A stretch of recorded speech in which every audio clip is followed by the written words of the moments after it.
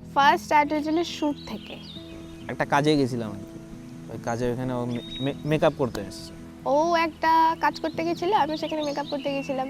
দেখে ভালো লাগলো, তখন আমি সৃজনকে বললাম যে দেখে ভালো লাগলো। সৃজন বললো না তুই ইয়ে কর, এখনই বল, কথা বল।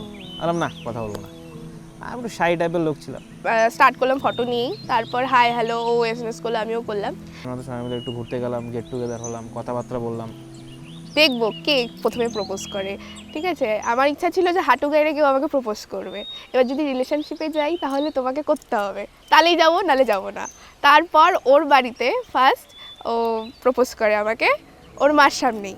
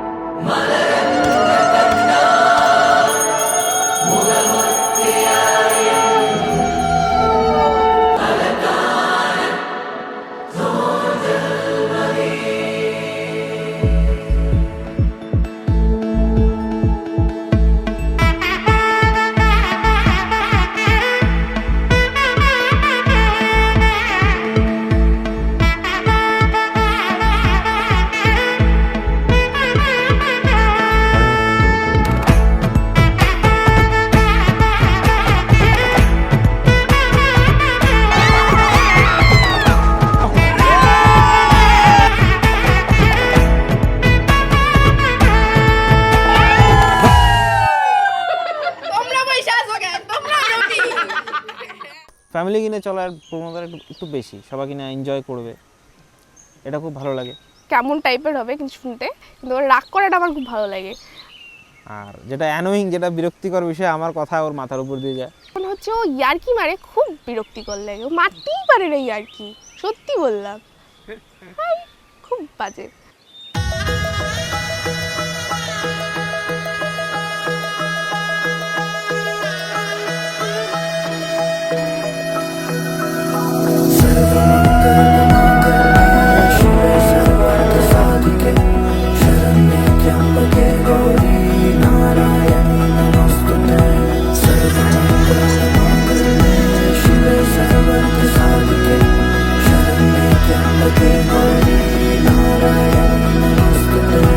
ঘর হয়ে যাও, রয়ে যাই আমিও, ঝড় এলে হাত ধরে সামলে নিও, ওই আঁচলে বাধা পড়তে রাজি, চায় যদি মন জানিও।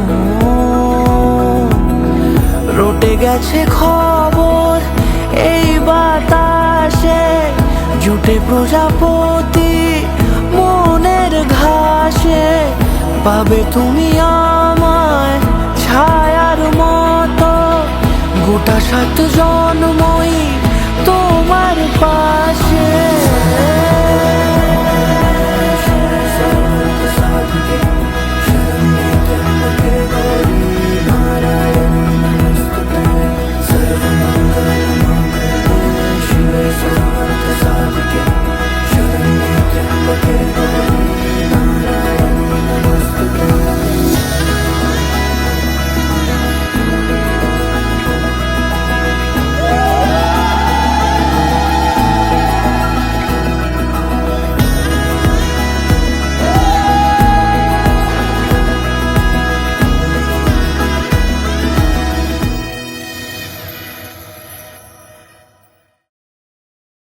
এখন যেভাবে তুমি আছো আমার সাথে, আমার ফ্যামিলিকে নিয়ে, আমি আছি তোমার সাথে তোমার ফ্যামিলিকে নিয়ে, সেমভাবে যাতে সারা জীবন থাকতে পারি।